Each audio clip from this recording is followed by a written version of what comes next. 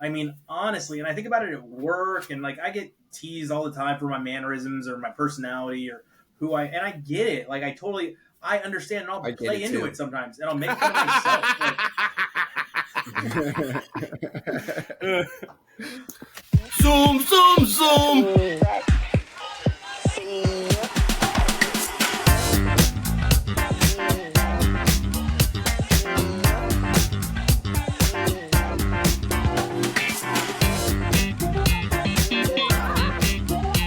hello, and welcome back to Popcorn and Beers, where some use tomatoes and others use thumbs. We use the stuff that gets you drunk.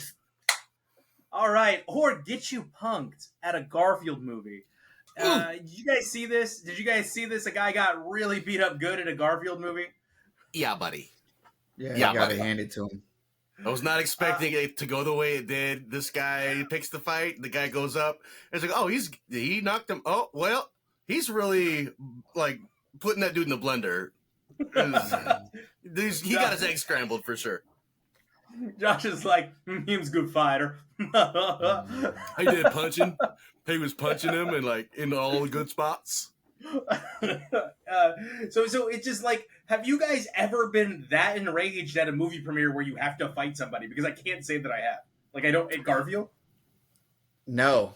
I mean, just like you got your kids. It's a kids movie. Like, come on, there's gonna be some nonsense going on in a kids premiere. You got to expect there's gonna be some little kids running around, some little kids kicking your seats, some little kids throwing M&Ms and popcorn. Like, that's just what happens, bro.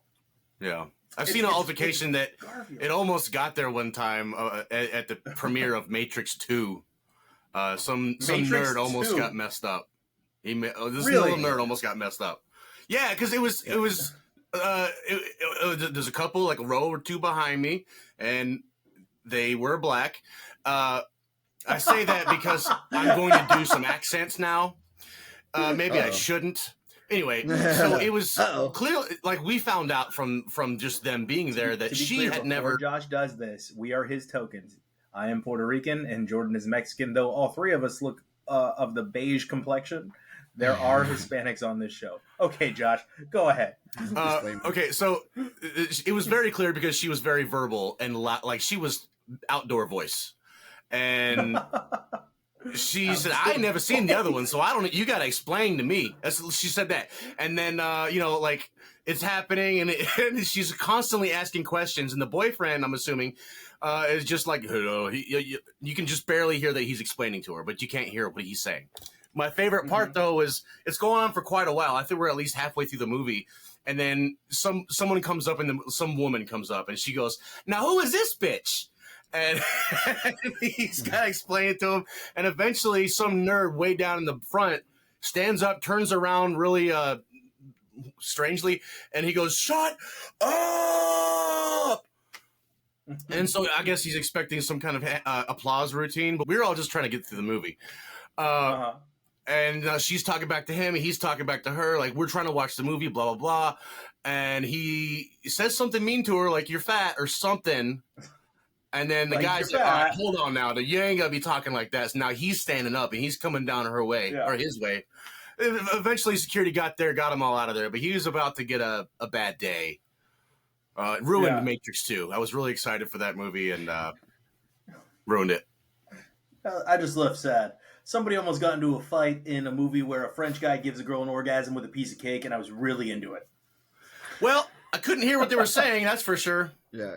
I mean, kids movie, you don't want to do that. Matrix 2, I mean, you got to expect you're going into a theater, that's 75% filled with just nerds who all think that they're the one. Like yes. Like Grandma's Boy? How did he see me? Yeah. Nerds are looking for a fight at a Matrix movie. I will have her.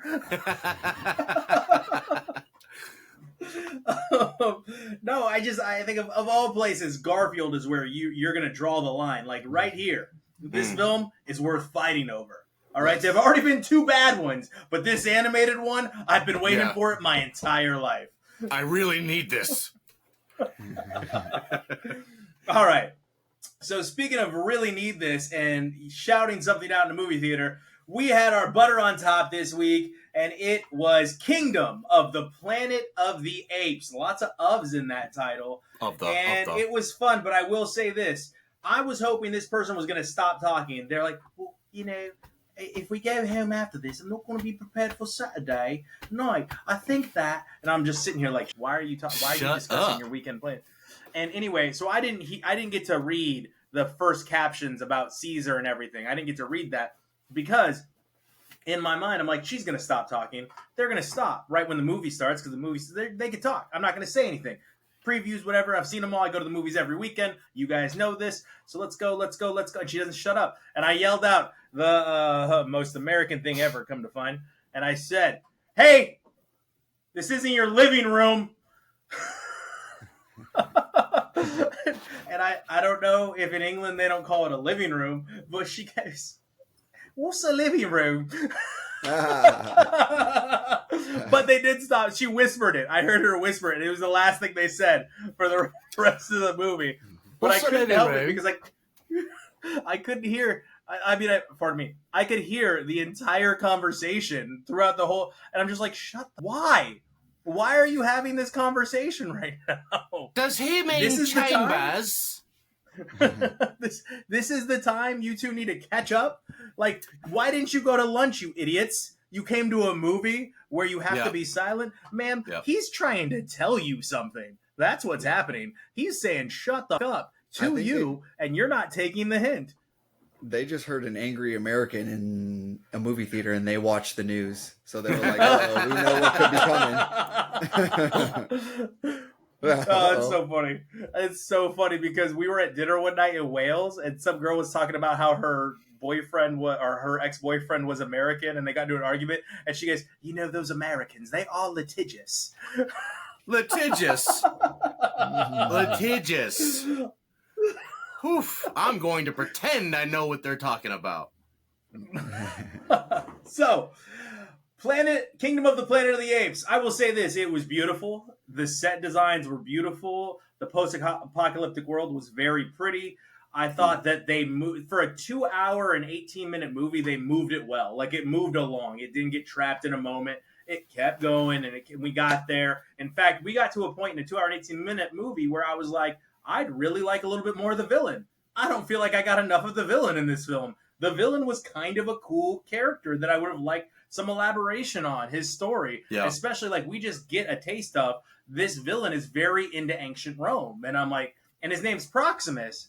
And I want more. Tell me more. That's interesting. We only get William H. Macy for a very short period of time. Much better actor than the other human actor in the film. Significantly better actor, obviously, than the other human actor in the film. But Noah is a fantastic character and a good character for this cinematic universe to get behind post-Caesar, I think. I thought that Noah was good. I thought that I was very happy that there wasn't a betrayal where I thought there was going to be a betrayal. I was like, please don't make this be a betrayal story. Like, I do not want to see this, like, this group of friends betray the other one. And thank God that didn't happen. They did not follow that trope. It was very unique in that way. However, you do understand what setup is about to happen.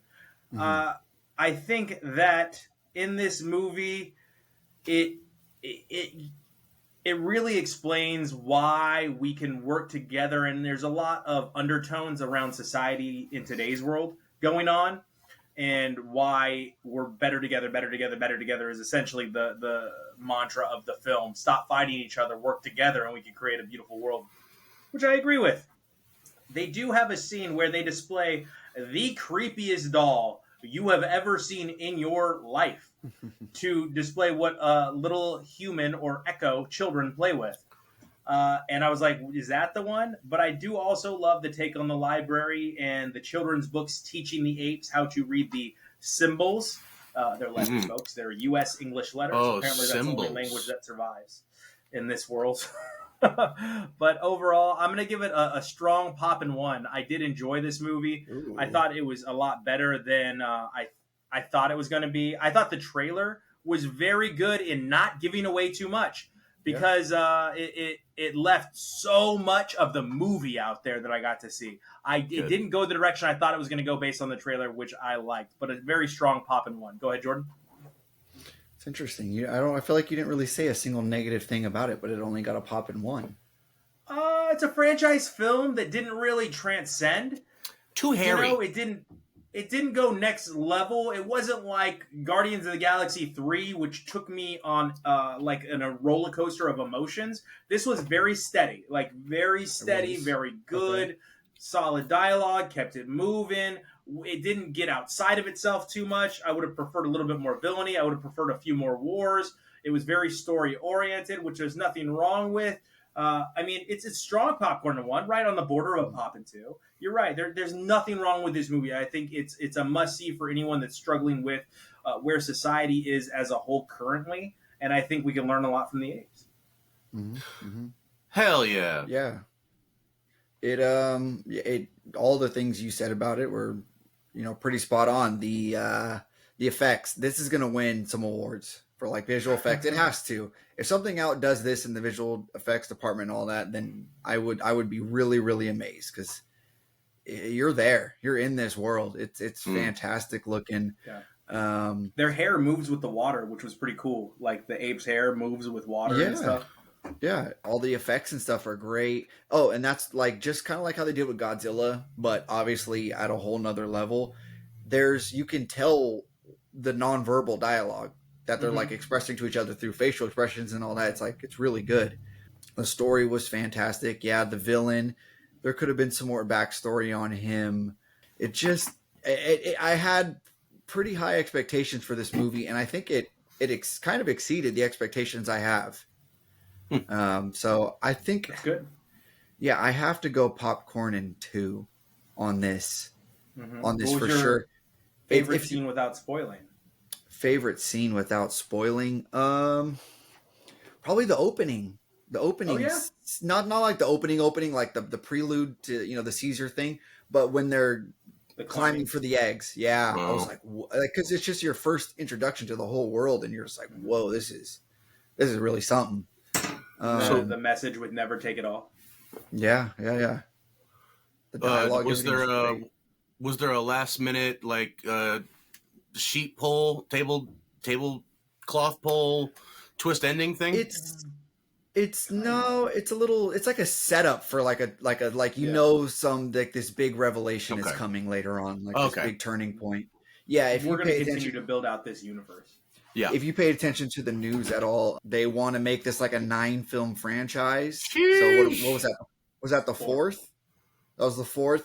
And I believe it was by far the best one out of all this franchise so far. Well, I think if a movie is capable of making 5 movies or 9 movies in a nonology, or an anthology, I guess, in the end, right? I don't know. Anyway, I think Planet of the Apes is a prime suspect just because it's got a history of that. It was one of the first big trilogies, like not the first one, Fry, but like back in the 70s, like they're still making Planet of the Apes. Like they kept making them.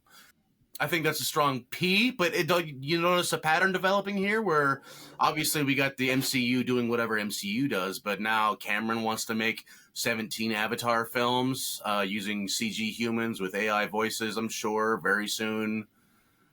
We might see a lot of 5, 6, 9, 10 movie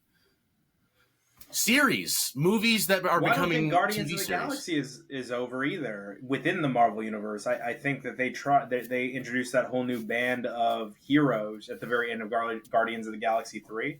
So I don't know if that's over with. Well, I definitely don't see MCU being touched with the universe that's already been built and movies that interweave in such a way. I think Marvel still got the title there by a mile.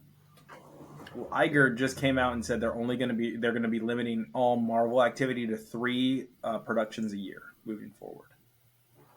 3 productions a year. You think maybe that'll mean they got to get more butts in seats? So they're probably going to put butts on screens now. A little more topless superheroes. Well, I definitely need more topless Chris Hemsworth. I mean, I'm not going to complain about that. We're not getting Shang-Chi until like probably early 2026, which did the first one came out like 2 years ago? Which should have won for best visual effects, to be clear, when it was up. Fight scene as one of the best fight scenes. It was Which tight. one, the bus? Yeah. So I guess if I know exactly what you're talking about without you elaborating, it's one of the best fight scenes. back to Planet of the Apes. Yeah. My one complaint is kind of they try to claim that humans have lost their ability to speak after it says only a few generations. You kind of get this caption a few generations later. Oh, it says some generations. Yeah, to the apes. The ones that the apes have encountered have lost their ability to speak, but that's not taking into account the ones that were not impacted by the virus that were underground. Virus. Because it was a virus. Remember, Woody Harrelson was trying to find a cure for the virus in War for the Planet of the Apes? So the virus made them not able to speak? Yes, it's not that they couldn't communicate. It's a virus. Oh, okay. Mm-hmm. Okay, gotcha. All right, fair enough. I still get it a popcorn in two. Yeah, definitely go watch this movie. Definitely watch it in IMAX. And if we're just going to air out our movie theater gripes, let me tell you this, all right? I choose always to sit in the row behind like the front little handicap row. Yes. So you got the rail. You got the rail so you can put your legs on it. If you are sitting in that row, it's worse than kicking the back of the seat, because then you're only screwing with one person in front of you. Don't kick the rail because it vibrates down the entire rail and you're screwing with that entire row. So please don't do it. Put your feet on the rail and just kick back like the rest of us. And shut the bleep up.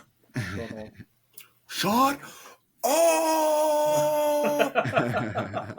All right, Josh. So it's time for you to get that lovey-dovey, that kiss, bang, bang.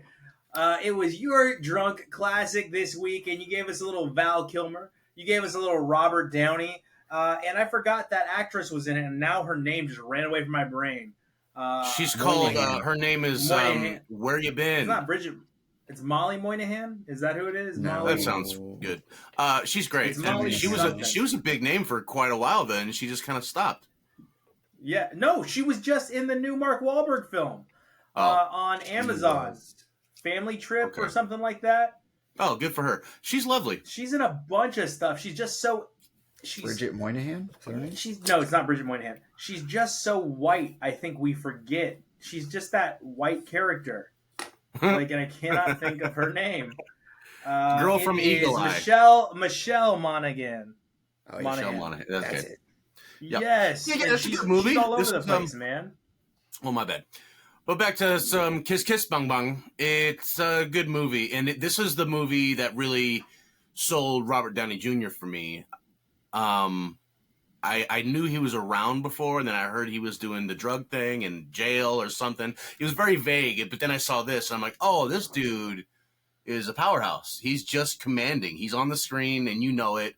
That's a weird way to say that. But I love the way the movie starts with the audition thing. The whole audition scene was it was great. It was funny, but also heart-wrenching and blah, blah, blah. I love how they talk about Hollywood. With the magician scene. Well, maybe not start, but the movie takes off with that part. Anyway, I just like this movie. I think it's pleasant. I think it's a really cool private eye type of movie, which are always kind of fun, like noir, pulpy. But it is doing what a lot of movies are doing now, is being a little bit meta, making fun of Hollywood. That's a big trend right now. Not making fun of Hollywood. That's been always, but the meta of observing a movie within itself, and blah, blah. That's all over the place for the last 5 years, at least. Anyway, I like the movie. Great acting. The two of them together, Val Kilmer and RDJ, were a powerhouse. And there should have been more of that throughout the movie, I felt. Good buddy cop vibe, but really smart and funny. I loved it. I like that movie. I give it a popcorn and 2. Yeah, I mean, it was good, and Michelle did a great job as well in that lead actress role, and she was fantastic in the part that she wanted to play, and she was great for the character of, you do what you have to do in this town to get ahead, and Robert Downey Jr. just not getting it. I will say my favorite scene in this is towards the beginning. There's a lot to choose from. It was a good movie. It wasn't bad. I think I'm going to give it a pop 1 as well. Great acting chops on everyone in the film, like you said, Josh. But my favorite scene is when he walks in on the perception that she's about to get violated by the guy at the party. But what irritates me is he doesn't yell, "Yo, that guy's a rapist." Like that guy's a predator. Like he just gets his ass kicked and everybody claps after he gets his ass kicked. He doesn't say anything about it, and then he leaves with the girl he was preying on. And luckily, as we know, as the movie goes forward, nothing happens. Like she ends up leaving him. She was just playing him for a ride. Mm-hmm. But at the same time, his dialogue in that scene was hilarious. This ends two ways, buddy. Either you leave now and we're all good, or we go outside and you leave in tears. Then he gets his ass whipped. And what is it, Robert Downey Jr.? I'm gonna learn to fight someday. I'm gonna learn to fight someday. The finger stuff was funny. That was really good. It is dark. It's a dark film with dark comedy, but you're going to laugh at the dark comedy. Very close to Seven Psychopaths, right? A film that we watched earlier in My Drunk Classics. But it was fun, and I enjoyed it, and it had been a long time since I'd seen it, and I think it is important to go over this in the lexicon of film. Like, I think it's an important movie because it's not the relaunch of Robert Downey, by the way. That was The Fugitive. But it is one of his better films, and it shows the strength of his dialogue. I always wonder how much is he ad-libbing. What do you think, Jordan? Yeah, the dialogue in this movie is fantastic. Him and Val Kilmer, their chemistry is great. There's a lot of problematic stuff in this movie. It was kind of coming out of, it's Here comes a local liberal in his farming shirt. You need to get out. He's got John Deere on his chest, but here we go. It's real tree. Learn your camouflage, bud. Oh, sorry. Can't see it. Tell I'm not a part of your clan. Go ahead. The dialogue, it's problematic, but they do it. I think they do it in a clever way. A lot of the stuff, it's just witty. It's really witty, and it's witty. It's a lot of it's kind of laughable. Yeah, it's good. But the narration is too much for me. Robert Downey Jr. narration is too much. It's fine. It does have its places. Go ahead. 3 agrees. Josh agrees. Jordan agrees. Fry agrees. So across the board, that means we're right. Dude, you're right. Dude's right. It has its place in the movie here and there, but it becomes a little bit overwhelming. I think it was maybe hip at the time to do that. I think that was a hip move. Yeah. But it's because I think it's Seven Psychopaths too, right? Is like narrated by Sam Rockwell, right? I think so. Yeah. I think I think Sam Rockwell has. It's just Robert Downey Jr. tries to fit too many words into like his whatever he's saying. He's cramming so many words. It's a bit overwhelming. I love that he my favorite scene is like he manifests the nip slip from Moynihan. He just stares at it until it happens. He's sitting on his face. He just randomly goes nipple.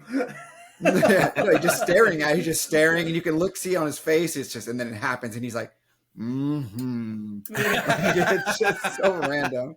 Or you could sleep on the couch, or you could sleep on the bed, and he's just staring at her in the mirror, getting changed. He's like, I'm gonna go to the bed, see how it goes.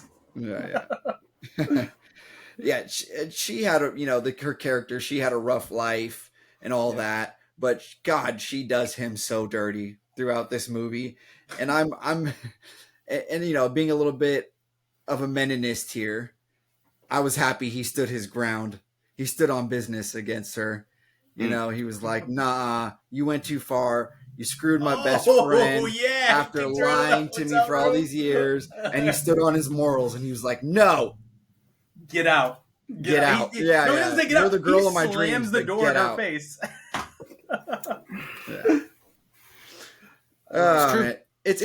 It's entertaining. There's a lot to like in this movie. Interesting twists and all that, but it gets a little obnoxious. It gets a little overindulgent. They just maybe let Robert Downey Jr. run a little too free on this one. Yeah, it was a little bit loosey-goosey. I think that's a charm of it, but you're right, yeah. Yeah, it was a setup. You could see it. You could see the charisma and what he was destined to become after this. You saw it on the, So I give this a popcorn and 1. It was a lot of fun. I did like this movie. Yeah, nice, boys. It was good. I saw so much of Josh, especially young Josh, and where I see he gets his morals and ethics from in Robert Downey Jr. To include the scene, and Jordan jogged my memory to include the scene where he kicks her out for having sex with his best friend. Like, I saw a lot of Josh in that moment, and in the moments where he's trying to do the right thing around the beautifully attractive woman. Like, you know he's attracted to her, but he's still like, he's going to put himself in the friend zone, no matter what. He's going to be like, let me be the gentleman, let me open the doors. Well, and then, that was almost a compliment. Dang. So close. And Close. he really is that nice guy to everyone he's been around. That he's been really truly attracted to, and then for some reason some dickhead comes into the picture and the girl doesn't see how great Josh is treating them, and every girl that in our early life, to be clear, like when we were very young, Josh would be so kind to, such a sweetheart, so nice, and be attracted to this human being, and displaying in 1929 England, like the habits of a man that is attracted and courting a woman, and unfortunately, Fancy shag.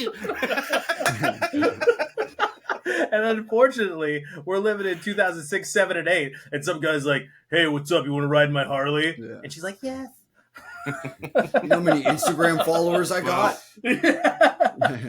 But no, in all seriousness, I kind of was watching this and going back to our past together. We've known each other almost 20 years. I was like, damn, that really reminds me of the person that I grew up with in the way he treats people.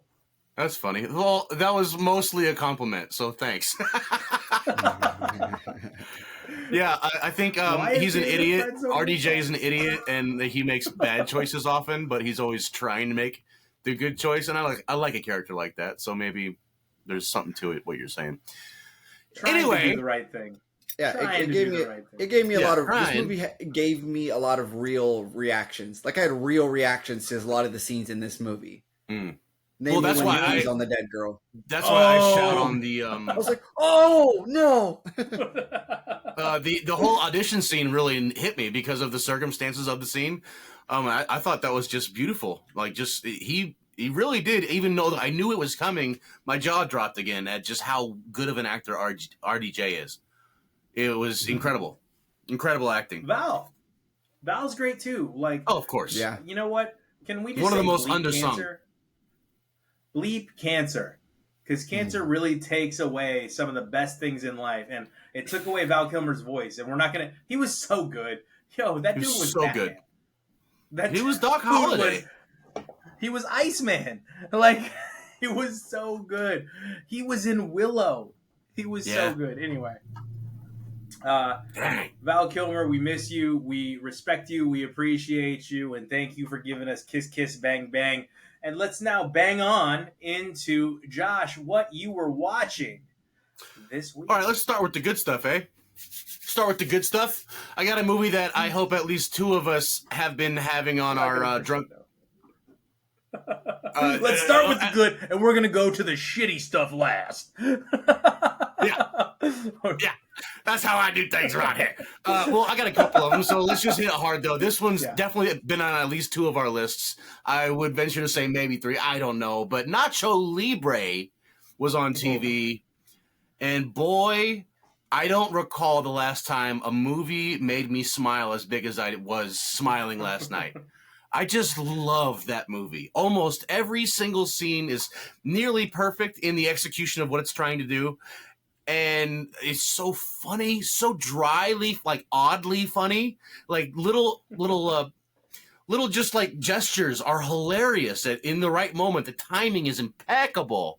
The story is so stupid and the characters are dumb, but it's fun and endearing. It's so funny. It's so quotable. You know how often I say, Chancho, I need to borrow some sweets. And the song, it brought us like the movie brought us one of the greatest songs in the world. Encarnacion. The movements when he's doing the flapping, it's just every part of the movie is so good. I love this movie. I call it a perfect film. That's a popcorn in 3. I love this movie. I mean, it did bring us the glute squeeze for a long time. Lots of people were just randomly squeezing the glutes together. It's a total popcorn in 3. This is going to be passed down. This movie's going to be passed down for generations. Yeah. Like it's just, it's that movie. And it's weird. It's like Napoleon Dynamite. The first time I watched it as a kid, when it came out, I was like, this is so dumb. Like, I don't know if I finished the movie. I was like, this is really dumb. And then, literally watched it maybe, I don't know, a few months later. And I was like, what was I thinking? This is hilarious. Yeah, it's definitely one of those, it's a style. The guy's got the style, the creator. He has a style that, it's not that, like, you just don't get it. Like, but you have to be in the right frequency to understand what he's trying to do. You know what I mean? Yeah, the mission he's on. I mean, no, the comedic mission. Because if in the right setting, like, this is stupid. I mean, it is stupid, but I don't know. But it's stupid with a purpose. Yeah, it's stupid with a purpose. It's not, and it's beautiful. Stupidity. It has a good ending. Yeah. It's a good movie. Jack Black. Peak Jack Black. Well, I mean, what is it? Shallow Hal is stupid, but there's a pretty message, and it's funny, and it's got its good bits in it. And it's not his best movie ever, but it's where we start to see where is this weird guy gonna go, right? From Tenacious D, and he just slowly goes up. And then he gave us Bowser. What else, Josh? Oh yeah, Bowser. Okay, well I watched 10 things that not 10 things. How to Lose a Guy in 10 Days. And that's Matthew McConaughey, Hannah Ramraman, and Kate Hudson. No. Yes. Yeah. By the way, have you seen Kate Hudson in the news lately? She's a singer. And Hannah was listening to it too. It's like indie folk rock. She's pretty good. Not bad. Not bad. Here was my response. Andy got mad at me. I was like, why are we all surprised at this? She was literally married to the lead singer of Coldplay for years. Like her first 2 children. That's true. And her mom is a world-class top tier performer. And she was a dancer singer. Yeah. And her dad's Kurt Russell. Well, her so biological. Why are we surprised? But it's one just of the Hudson brothers. But it's just, it's like, oh, you got a band. Oh, you look like a rock star. Oh, you're actually kind of a rock star. Okay. It's just nice when it all fits together, like Tetris 4 block. Anyway, How to Lose a Guy in 10 Days. This is, I think, one of the crowning achievements for 90s or 2000s-ish rom-com. And I think it might be the nail in the coffin, sort of. We haven't really seen one like this in a while. They've been trying with a few of them lately, but there was a drought of rom-coms for a while. There was a drought, and Fall Guy might be the revival, like hardcore. But this one was like a movie that was basically produced by Cosmo Magazine, and it's corny ass rom-com. But the actors that are in it are really Catherine Hahn's in it. I forgot about that. There's a lot of good actors in it. A lot of fun scenes. The chemistry on camera is obvious. You forgot you don't really have to say. Yeah. Well, you don't really have to say a lot. I honestly, like, as far as film goes, I think the bullshit scene when they're playing cards, bullshit. Yeah. I think that's one of the better romantic scenes in the world, just because of the whole familial setting and revealing ourselves and using the game as a anyway, the whole thing is, I think it was smart. The movie's corny, it's heartfelt, it's fun, it's stupid as hell. It's got some aged things like magazines in general, and popcorn one. It's cool. Craw, the Warrior King. I think the scene where he's riding his motorcycle, that song is my favorite I'm Gonna Go Get the Girl song. Anywhere you go, I'll follow you down. I love it when it's, I'll follow you down, but not that far. Yeah, not that far. Right? But it's the best I'm Gonna Go Get the Girl road trip song, like montage song, like ever. I can't think of a better one than that one. Like the second Teenager I hear running through the mall. Like the moment I hear it. I love you. I know what's gonna happen. Yeah, for sure. Okay, so last up, I watched on Netflix. We had Peanut Butter Falcon. It's a new release on Netflix. It's so good. I mean, it came out a while ago. Shia LaBeouf, and I forgot the gentleman's name who plays the Down syndrome main character, Peanut Butter Falcon. This is a great movie. I loved it so much. I did not expect to like it this much. I knew it was going to be good because I like Shia LaBeouf pretty much in general. He's almost a guarantee for me. Even Transformers 2 was tolerable because of him. No, it wasn't. Anyway, I love the movie. I think it had such a good message. It was very... Zach got sagging was what you were Zach saying. got sagging. Zach got sagging. Yeah. He was, Shia LaBeouf, great. He was great. Zach, he was great. They gave him, he had great timing. His facial expressions were perfect. He was great in this movie. And so was the Kristen Ritter, is that her name? The lady? Dakota Johnson. Dakota Johnson. I mean, she was pleasant. I think she was at least believable. The whole movie, I think its main strength is the authenticity. A lot of it was very real, especially just like, what is it, like Florida river living type of stuff. Like that's pretty much what I've seen of it. You know, living on the bayou and stuff. I don't live on the bayou. I've seen people who live there. And I've been around it. Yeah, I've been around it. I've been fishing in them holes. But anyway, the story is beautiful. The concept is great.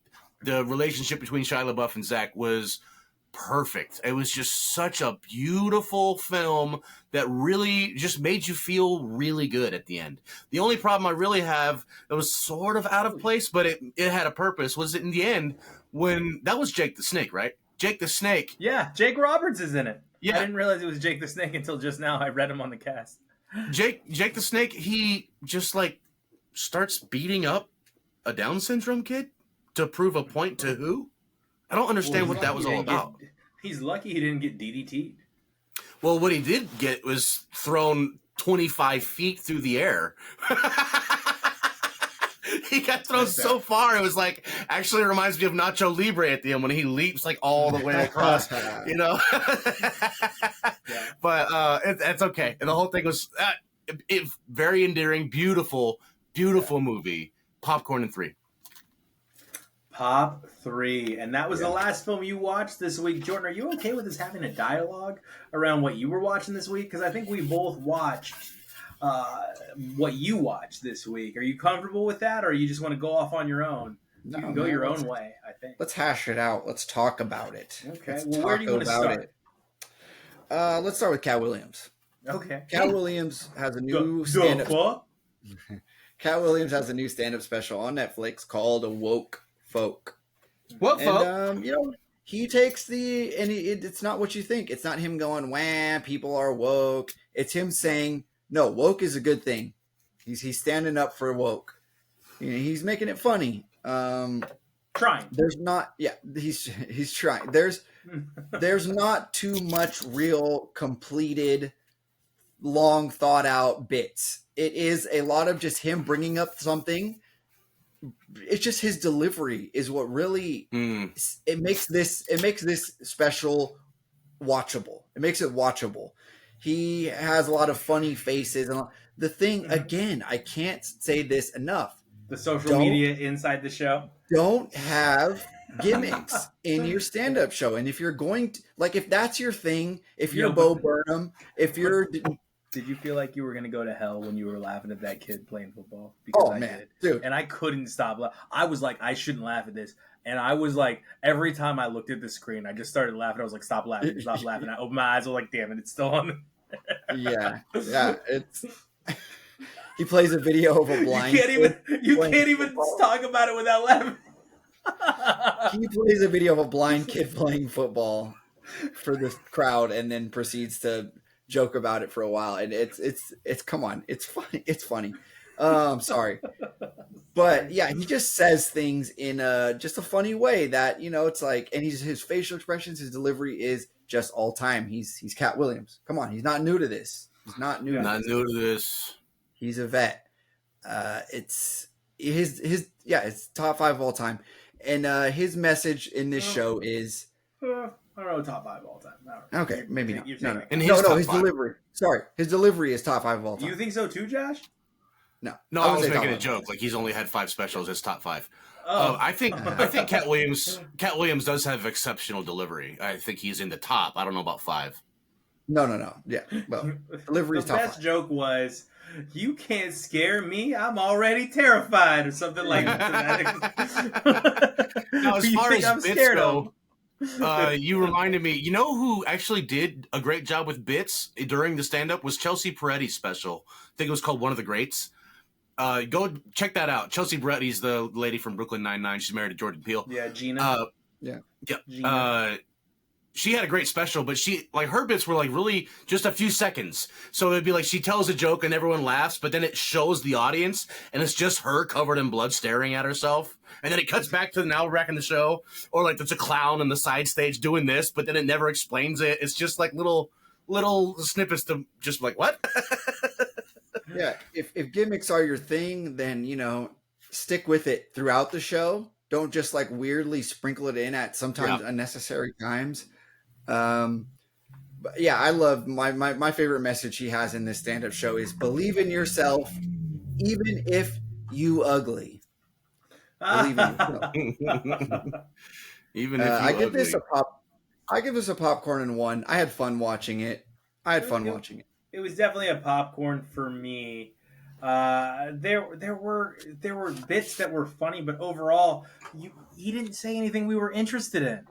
There was nothing from the Shannon Sharpe special. He didn't call Leland out. He just let that all go by the wayside, and it's just as bad as Chris Rock's live special. Don't wait. We're tuning in for the hits, baby. Like, what are you doing? Play your new music at the end. Give me the hits, right? Give me the song I know the chorus to. I'm tuning in to see what you have to say about the Shannon Sharpe interview. I'm not tuning in to see all this nonsense that's not even that new of material because you're just using somebody else's and making jokes about it. That's not what I'm tuning in for. Anyway, it's a popcorn for me, but it was nice to see Cat back on stage. Nice. For sure. Yeah. So next, I believe this is the only other thing I watched. Yeah. It was the Tom Brady roast. Oh. Everyone watched the Tom Brady roast. Well, almost everyone. A lot of people watched it. It was good. It was way too long. Let me tell you that. A roast does not need to be I saw a lot of people 3 hours long. Oh, yeah. Yeah, there was too many football guys, too many non-comedians, I'll say, on the thing. Because when so they had the dais, and I was like, oh my God, they have to go through all these guys, especially after Randy Moss went, who was arguably the worst person to go on stage. Very dry. So when they showed all these guys, and I'm like, and then they start going into the crowd, I'm like, oh my God, what are we in for here? Like, how long is this going to take? Dana White was pretty bad. Dana White was actually awful. Bad. I don't know who it was. Speaking of Dana White, before I forget, the joke where they went, what is it, Dana? He's the same as Michael Vick, but with humans. Yeah, he's Michael Vick with humans. Yeah. That joke was amazing. That was so. It was like right at the beginning. It was somebody right at the beginning. He's Michael Vick, but with humans. Yeah. I want to say it was Kevin Hart that said it because he just said it right off the bat, right? Yeah. That was funny. Whoever that podcaster was that was sitting right next, Tony Hinchcliffe. I was dead. Like, I didn't want to laugh, but that Tony Hinchcliffe he's a murderer. Yeah, he's that whole killer. joke with Burt Kreischer. He made his bones. That's what he does. He has his podcast, Kill Tony, where they roast people, comedians on stage. And he literally has anytime I go on Facebook and they have the little clip reel, like the algorithm, that's all it gives me pretty much. All I get nowadays too, the same thing. It's so funny though. Casey Rocket's good. Everyone's good. They're sponsoring and putting people on, giving them a stage. You get 1 minute, tell jokes, and then you can get a YouTube clip and all of a sudden you're famous. Yeah, like shitty Matt Rife. Yeah, Matt Rife. Oh my God. Not funny at all, but somehow famous. Let's just have Matt Rife stop being a thing. Isn't he gone? I haven't seen him in a while. Well, our co-host coming up on the Sad Fan this Monday evening or morning, if you're back stateside, went and saw him live. So I can't wait to hear about how bad that was. Can't wait. Nikki Glazer, the MVP of this show. Or Sam J. Like, They can fight each other for it, but they were both really funny. Did The joke about did him Nikki being get some tucking or something? maybe. Yeah, for sure. He should She get went on hold Howard back. Stern and talked about it. Yes. Oh, Sam J, the joke about Tom Brady being her last was class. You come in the hospital gown too, but yours is gonna be on backwards so the dick's out. That was really funny. When Nikki Glazer tore into Jeff Ross, like, wow, you lost a lot of weight. Doesn't it suck to know that the reason you're disgusting to look at is not because you were fat? That's great. And You the know that Gronk. not real money. Yeah, me know that no real money. The Gronk. Oh my God. She just absolutely murdered it. Her whole set. It was just killer line after killer line. Yeah, Andrew Schultz again, just such a weird looking dude. Honestly, he has such weird vibes. That guy, I don't know. I just don't he like. looks like Hitler. Yeah, I don't like his face. He looks like the guy. I don't know. I'm not gonna make that. That's probably a bad joke. Yeah, Looks like yeah. Hitler. We'll say yeah. But he's hilarious. He's a killer too. He's just got a fearless wit about him. The non-comedian, in my opinion, that killed it the hardest was Julian Edelman. What was yours? What do you say? Who do you say? So mine was Drew Bledsoe. I thought Drew Bledsoe was great. I really did. I thought but the Nikki Glaser killed him with the "just let your wife already" joke, which was fantastic. But I did because why is he there? Like, he has no reason to be there other than to tear into Tom Brady for taking the team, to quote Drew Bledsoe, that he built to the Super Bowl.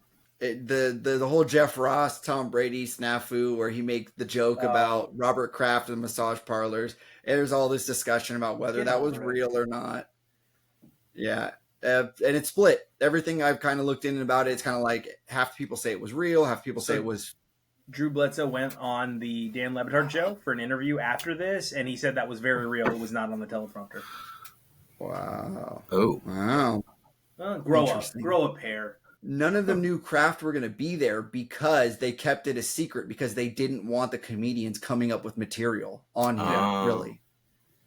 Yeah. They made it sound like he wasn't going to be there. Who cares? Yeah. If you want more of, some jokes that didn't make it to the roast, if you're a Sirius XM subscriber, Nikki Glazer went on Howard Stern and she gave some jokes that, she had to cut. That, because they tried, she gave some inside information that the one thing that was off limits was Tom Brady's kids.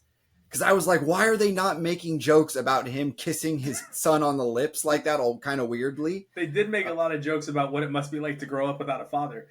Yes, they did. But they stayed away from making, personal references to the kids and all that, which is fair. That's a good thing to do.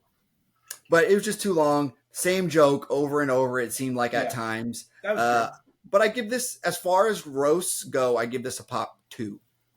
I can get behind that. And honestly, it was refreshing to see comedy that was making fun of something again. And honestly, my takeaway, because I can be sometimes a sensitive Sally, like, hey, probably shouldn't go there. I do that on this platform. And a lot of people don't see it because we cut a lot of it out. And a lot of it's done behind the scenes. But it's the truth. Never do that. I'm like, maybe we shouldn't make that joke. Or maybe we shouldn't, I don't know, sexualize that or talk about that. Or I think it's actually pretty fair across the board if we include all the things we probably shouldn't do. Like if we just lumped it all in, it gets pretty close. But Josh made a religious joke a while back that I had to cut out like 5 minutes of when Gort was first kicking off. And I was like, ooh, that's like a 5-minute religious joke. Maybe that shouldn't be in there. But it's refreshing to not take yourself too seriously. I mean, honestly, and I think about it at work, and like I get teased all the time for my mannerisms or my personality or and I get it. Like I understand, and I'll play into it sometimes, and I'll make fun of myself.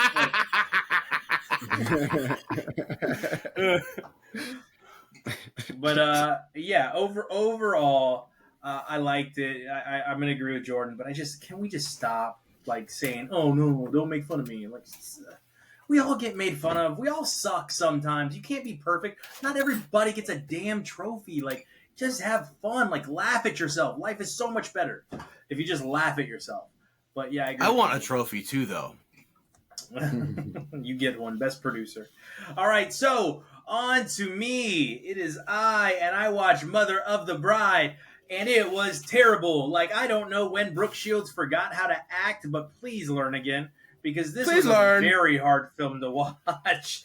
And again, just like Anyone But You, this is an example of what happens when you let AI write a script, because the dialogue was terrible, dry, corny, lame, hard to watch. Again, this is the second film I've almost shut off like 3 times in the middle of it. I was like, no, I gotta finish it for the show. This is barely a popcorn, but hey, Chad Michael Murray, good to see you again. You look good, baby. Like, wow. Like, I didn't expect to see that coming out of those clothes, but goodness gracious. Good for you, Chad Michael Murray. Benjamin Bratt as well. Can you please get bad looking at some point in your life? Because it is hard for me to continue to stay in the... It is hard for me to continue to stay in the gym and keep this workout regimen up and then see your beautiful ass and be like, well, fuck. Like, well, yeah. I can't hit that at 60 years old. So a toothpick in his mouth and he just smiles at you. I've come. Like, Benjamin Bratt, do you have to keep doing this to all of us men? Like, you're setting a standard. That is impossible. All right, Miranda Cosgrove or iCarly. She was in it very limited, and I think that was probably for the best. I think that maybe Disney Channel was what's right for her, because it was hard to see her as this serious character in this film. But acting, again, better than Brooke Shields. Overall, I don't know that it was fun. I didn't laugh very much. It should have never happened. We didn't need a Mother of the Bride. I get it. Let's celebrate the other gender. But Father of the Bride, and then we remade that with Garcia, and I heard that one was okay. I haven't seen that film yet, but this was not a good movie. This was a popcorn. The next movie I watched was Firestarter, another remake.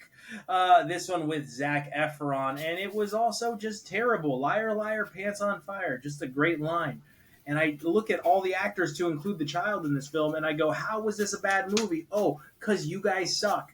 That's how. The director, the writers, like, you were terrible. It was a bad movie. What were you doing? You were just putting letters to parchment paper and trying to make something happen. This film is god awful. Just keep it to. You should have used more parchment. Just keep it to the original. Go to Drew Barrymore's version. Watch that. This was a bad movie.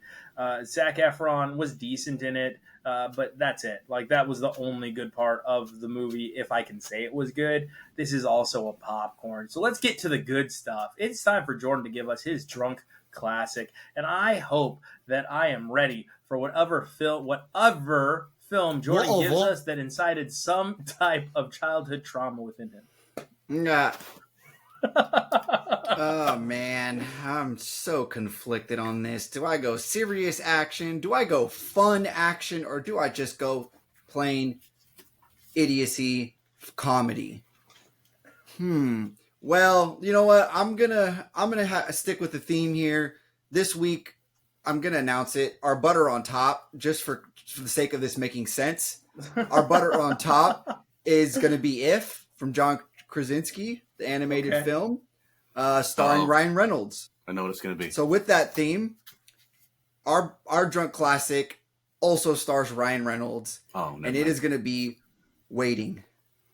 Oh, I love Waiting. I love Waiting. Okay, all right. So this stems from the trauma of Jordan seeing a lot of testicles in the locker room, but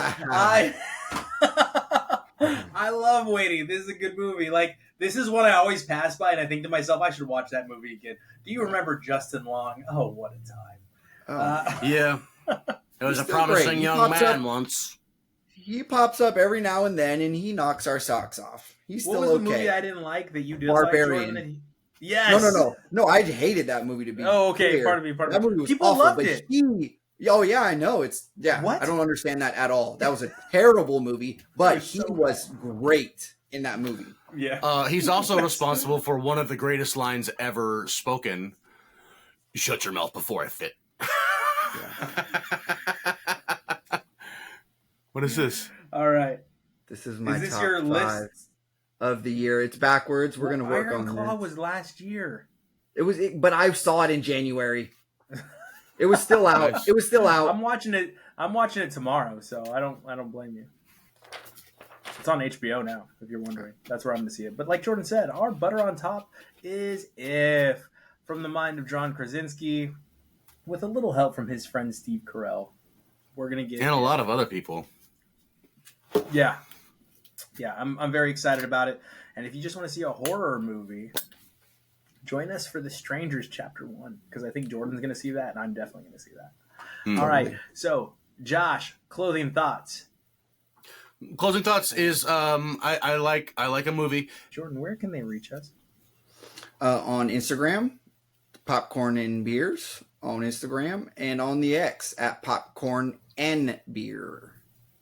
So please remember to subscribe, rate, and review. Tune in to some of the other shows on the network.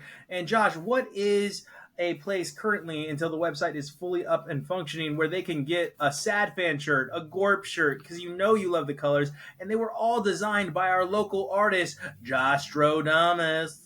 Oh, yeah. We're not official on our merch site, but you can pick up a shirt from my personal site.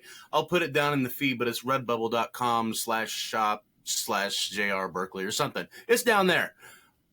Get yourself a shirt, and also some of my other art's on there, too. Fly over, support Josh, support the shows. We're listening to your comments. I promise. And we're going to do everything we can to continue to make these shows entertaining. And like I said on my last story, you could tune into some of the other cookie cutter shows, or you could come here and have some fun with us, because you're going to hear some jokes, and you're going to hear us say, tune in next week. You get the popcorn, and we got the beer. Thanks so much. Beer.